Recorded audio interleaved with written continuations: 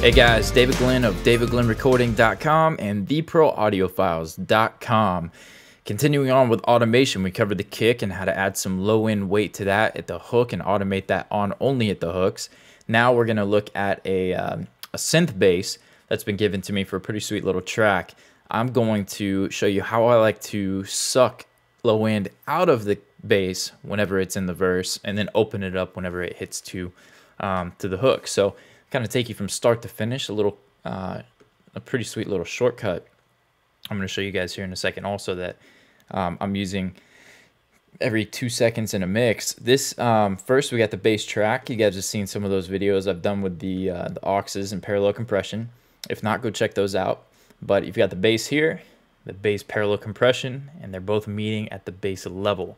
And if you see, I've got a Pro-Q from FabFilter, and I've got a low cut high pass set at around 46 hertz. Now I kind of felt this out before I started the video to give us a good idea of where I want that, but I'm going to bypass that.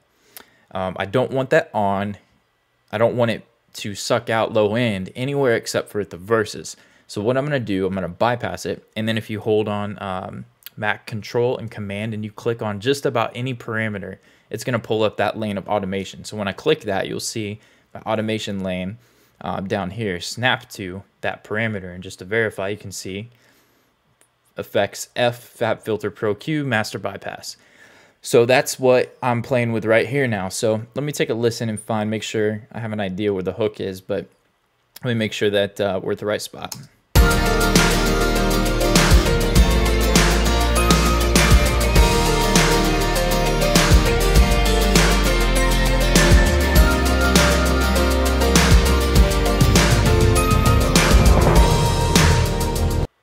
Yep, so that's going to be the verse right there where everything is dropping out, and then I've muted some of the acoustic for that until the B section.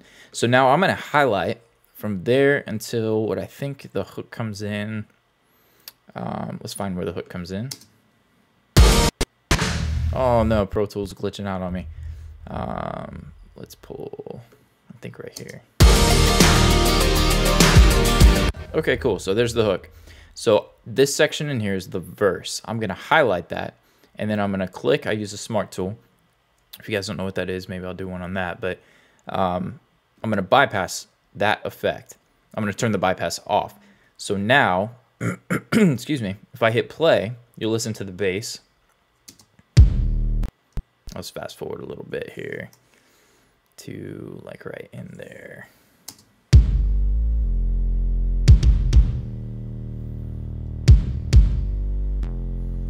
Very cool, right? So we sucked out some of the low end, kind of cleaned things up a little bit for the verse. Mostly I'm doing this for perspective whenever I get to the hook. Whenever I get to the chorus, I want things to explode. In most styles of music that I'm working in, I like things to, if it's a pop rock, hip-hop sometimes, R&B, a lot of times I like to make it to where the hook gets bigger, taller, wider, fuller, brighter, beefier, more low end. I like it to kind of just have impact, and if you have a little bit of impact in all of those areas that I described, you can really fill out a hook and make it be really big and bold and beautiful. So I'm talking a lot about it, but this is a quick trick that I'm using on a lot of my mixes, and you could do this with a kick. You saw how we added low end to the hook of a kick in the other video.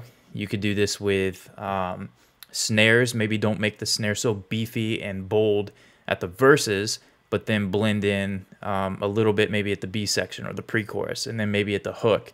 Just let it explode. Something I'm doing all the time, and I really love this tip. So one more time, I'm going to hit play. Let's see, we got the automation on, everything's set, and let's listen to what that's doing before and after the bypass. Tell you what, I'm a goof. Let me do it in the track.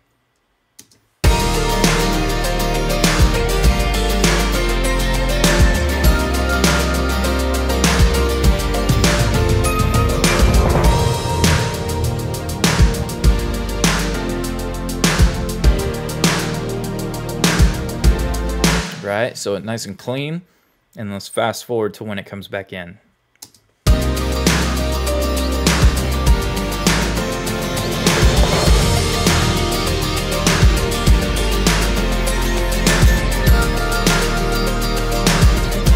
Yeah, man, so that just gives some nice weight to the track when it hits the hook.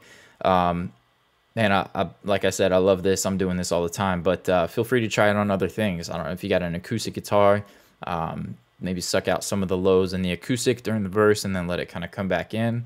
I know Russ over at Pro Tools Expert did a tip on the acoustic where he actually took high end out of it and then at the hook brought it back in. I think it was the hook. He brought the high end back.